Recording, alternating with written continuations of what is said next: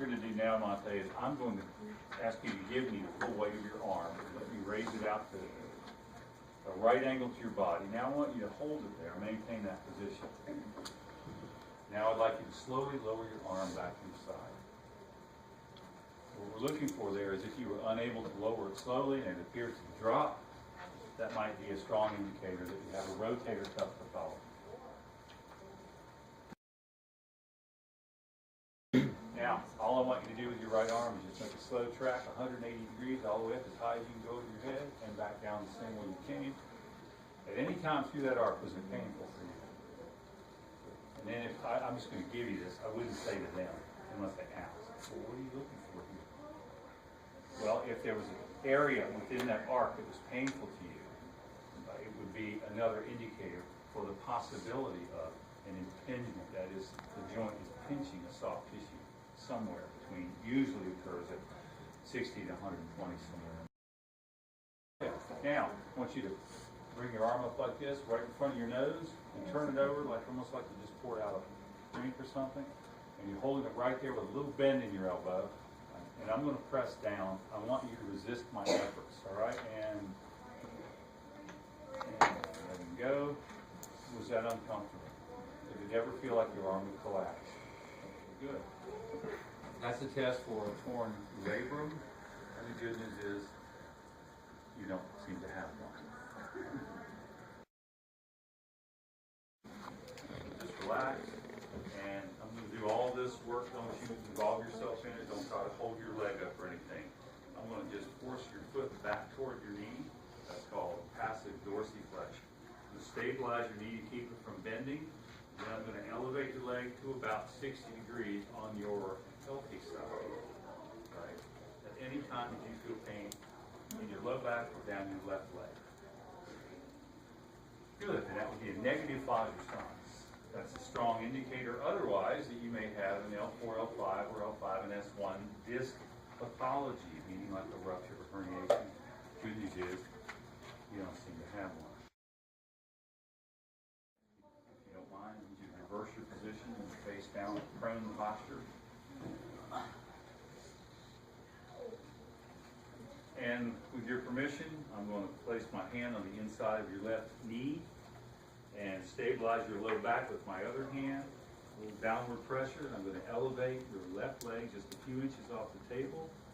Tell me if that produces pain anywhere in your low back.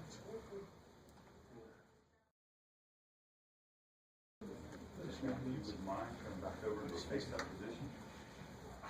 And we're going to have both legs out straight, but we're going to cross this right one over your left leg at the knee. And then I'm going to place my hand on your left hip and on your right knee.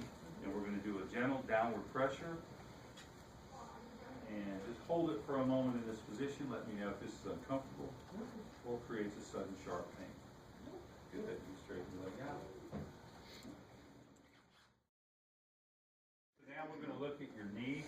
I understand it's your right knee that you have this supposed problem with, which you don't really. This is called a McMurray test. What we're going to do now is I'm asking you to just give me control of your leg.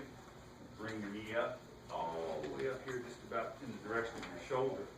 Place my hand on the outside and internally rotate with dorsiflexion. Apply a little valgus stress as I take your knee back into a straight position. Feel that?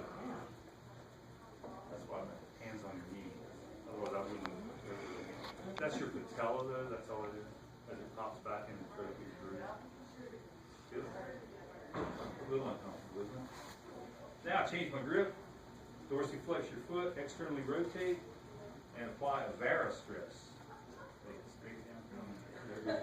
Her kneecap popping in and out of it. That's McMurray's Valgus, right? When it doesn't take that. You take it and you're pushing it to the side. Your body.